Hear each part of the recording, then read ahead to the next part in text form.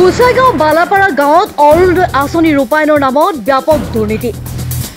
500,000 টকা লৈ নাম অন্তৰ্ভুক্ত কৰাৰ অভিযোগ গাঁৱৰ ৰাইজৰ লগতে যোগ্য হিতাধিকাৰীৰ নাম অন্তৰ্ভুক্ত কৰিবলৈ বিজেপি ভোট দিবলৈ হেঁচা দিয়াৰ অভিযোগ বিজেপি নেতা আলিয়াৰা বেগমৰ লগতে বালাপাৰা গাঁৱৰ গাঁওবুঢ়া সানোৱাৰ হুছেইন নামিছে ইএম সজল কুমাৰ সিঙৰ নাম লৈ অৰুণোদয় আঁচনি ৰূপায়ণৰ নামত ধন সংগ্ৰহ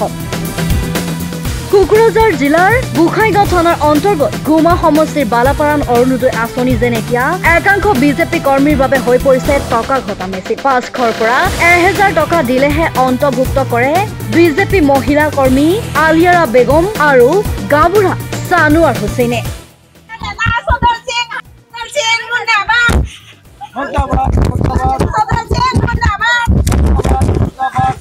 অৰুণোদয় আঁচনিত যোগ্য হিতাধিকাৰীৰ নাম অন্তৰ্ভুক্ত কৰিবলৈ বিজেপি কৰ্মী আলিয়াৰা বেগম আৰু গাঁওবুঢ়া সানোৱাৰ হুছেইনক লাগে 500ৰ পৰা 1000 টকা হিতাধিকাৰীয়ে প্ৰশ্ন কৰিলে কয় যে আমাৰ ইএম সজল কুমাৰ সিং ছাৰে পইচা ল'বলৈ কৈছে আৰু যদি অৰুণোদয় লাগে বিজেপিক ভোট দিব লাগিব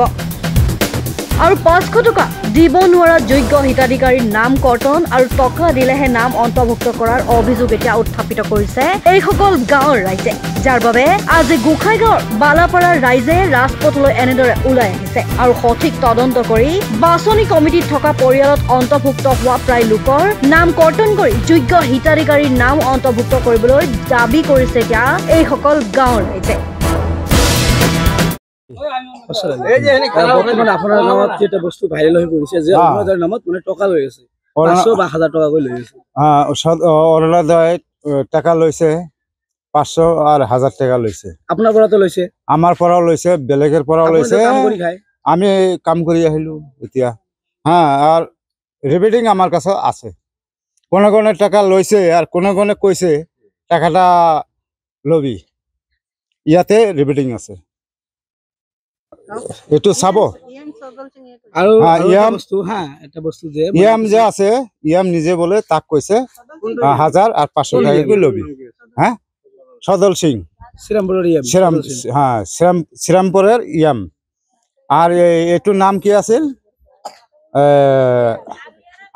আলিয়ারা বেগম তাক কইছে যে 500,000 টাকা মহিলাজনে গাঁৱৰ কি মহিলাজন আমার একটু মহিলাটো বাইরের বিদেশি মানুষ আমরা চিনি না পাও তাক একটু মানে প্রেসিডেন্ট বানাই যে যিমান মানুষ আছে বোধ কমিটির বোধ কমিটির প্রেসিডেন্ট বানাইছে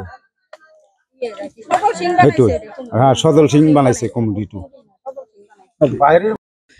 নমস্কাৰ মোৰ নাম মৰ্জিনা বিবি অৰুণোদয়ৰ বাবে আপোনাৰ গাঁৱৰ পৰা কিমান কৈ টকা লৈ আছে হয় অৰুণোদয় বাবদ গাঁৱৰ পৰা গাঁওবুঢ়াই 1500 কৰি লৈ আছে সকলো পৰা লৈ গাঁওবুঢ়াজনৰ নাম কি আছে গাঁওবুঢ়াজনৰ নাম সানোৱা গাঁওবুঢ়া তাৰ নামত টকা লৈ আছে অৰুণোদয়ৰ বাবে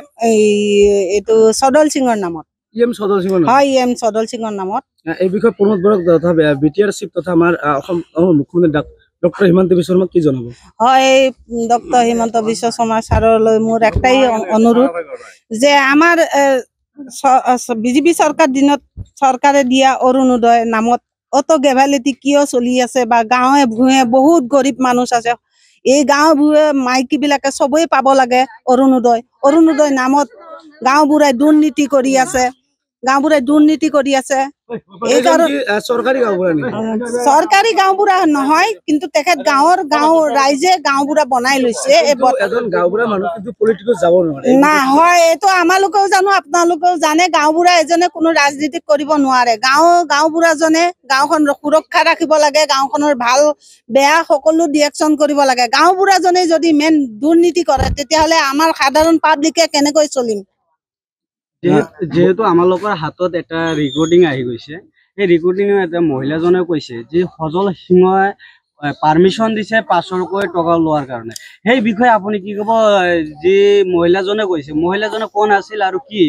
হয় মহিলাজনীৰ নাম আলিয়াৰা এই সদল সিঙে মানে অৰুণোদয় ইনচাৰ্জ বনাইছে তাইক মানে আমালোকে কাগজ দিবলৈ নাম কি আছে তেওঁৰ নাম আলিয়াৰা তে আমি কাগজ দিবলৈ গৈছিলো তেখেতৰ ওচৰত তেখেতে কৈছে যে আপোনালোকৰ কাগজ মই লম কিন্তু সদল সিং ছাৰে আমালোকক 1500 কৰি খৰচাৰ বাবদ ল'ব কৈছে। আৰু 2 নম্বৰ কথা হ'ল যে আপোনালোকক যদি অৰুণোদয় লাগে কাগজ জমা দিয়ক আৰু কুৰাণ শ্বৰীফ মাথাত লৈ আপোনালোকে শপত খাব লাগিব যে আমাক ভোটটো দিব লাগিব, বিজেপিক ভোট দিব লাগিব। এইটো আলিয়াৰা কৈছে, সদল সিঙে বোলে আলিয়াৰাক কৈ দিছে এনেকৈ পাব্লিকক ক'ব কাৰণে। আলিয়াৰা বৰ্তমান বিজেপিৰ কি পদত আছে? বালাপাৰা অৰুণোদয় ইনচাৰ্জত আছে। তথা পলিটিক্সত কি পদত আছে? কোনো কিছুৱে নাই তাই। আগে ভুৱা পৰিচয় দিয়ে, আগে কোনো ৰাজনীতিকত কোনো পাৰ্টিত কোনো কমিটিত কোনো হেৰিতে নাই। এইবাৰ প্ৰথম দেখিলো মানে ভুৱা এইটো ভুৱা। এই বিষয়ত বৰ্তমান সময়ত আৰক্ষীক জনাইছে নে জনোৱা নাই? না, আমালোকে আৰক্ষীক জনোৱা নাই এতিয়ালৈকে, ভাবিছো যে জনাম। আৰু 2 নম্বৰ কথা হ'ল আমাৰ গাঁওবুঢ়াজনে, আমাৰ গাঁৱত মহিলাবিলাকে গেছৰ কাগজ জমা দিছে চৰকাৰী গেছৰ জন্য, সেই গেছবোৰ তুলি পেলাই চৰকাৰী গাঁওবুঢ়াজনে মানে গেছবিলাক বিক্ৰী কৰি খাইছে। আমালোকে যেতিয়া গেছ অফিচত যাওঁ কয় আপোনাৰ গেছ উঠি গৈছে 2 বছৰৰ আগত, তেতিয়া চিন্তা কৰো আমালোকে 2 বছৰৰ আগত কাগজ আমালোকে গাঁওবুঢ়াক দিছিলো, কিন্তু গাঁওবুঢ়াই আমালোকক গেছ দিয়া নাই। গাঁওবুঢ়াজনে এনে কি কাম কৰে? এনে একোৱে নকৰে, গাঁওবুঢ়া দালালি কৰি খাই আছে গাঁওবুঢ়াজনে। মানে কাক কেনেকৈ ঠগি পইচা ল'ব লাগে এইটোৱে জানে গাঁওবুঢ়া, আৰু একো নাজানে।